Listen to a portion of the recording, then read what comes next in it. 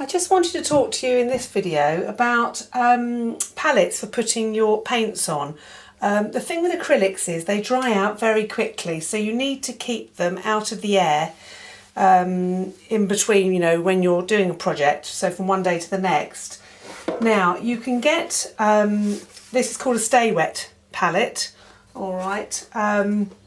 It's made by Masterson's and it's my favourite palette of all. They come in this size and I believe a larger size. And as you can see here, it's very shallow.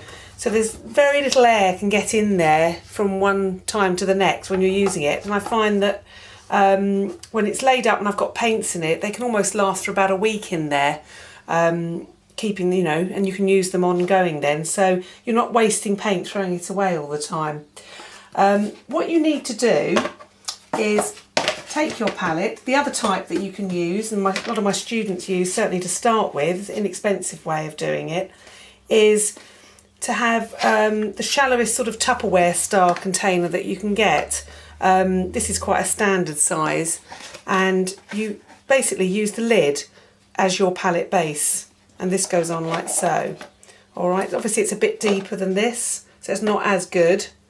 But these are about £10 most probably, something like that, plus postage, whereas this was £1, so there's a big difference in price. Okay, so once you've got your container, whatever it is, you need to get hold of some of these just standard sort of cheap sponges that you can get in cheap sort of pound stores and supermarkets. They can most probably come 3 or 4 in a pack. Okay, and what you do is you run it under the tap and wet it. And it normally expands and gets a bit bigger. And then I sort of give it a light squeeze. So you want to keep quite a bit of the moisture in it, but you don't want it absolutely dripping. And then obviously if it's in one of these, it'll lay in and fit no problem. But if it's in one of these smaller Tupperware style ones, you need to basically trim it to size. Okay, you can get away most probably folding it like so. And then you won't need to even trim it. Alright, it'll fit. So once you've got it like that, you need to decide what paper or etc. you're going to put on the top. Now I tend to use greaseproof paper, and I wet it, squeeze out the moisture, and then I lay it over the top of my sponge. Throw away the excess, tuck it under around the edges,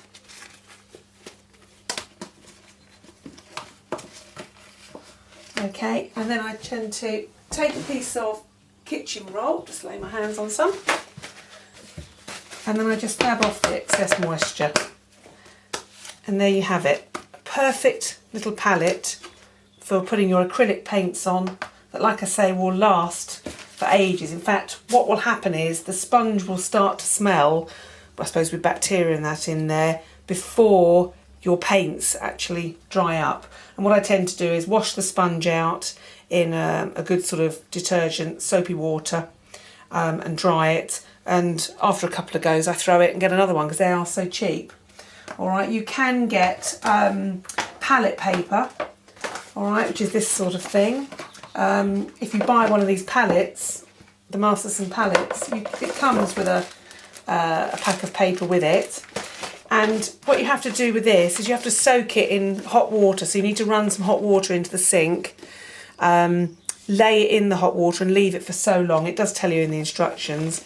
And then it almost takes on like a fabric consistency, and you can reuse it over and over again. So you can wet it, you know, prepare it so it's moist, lay it on in your palette here over your sponge, and then once you come to the end of the project and you're finished with those paints, you can then literally wash it and squeeze it all out, and all the paint will come out, and you can use them over and over again. And some of my students swear by them, they think they're great. So it's finding a personal preference. In the past I've used couple of layers of kitchen roll.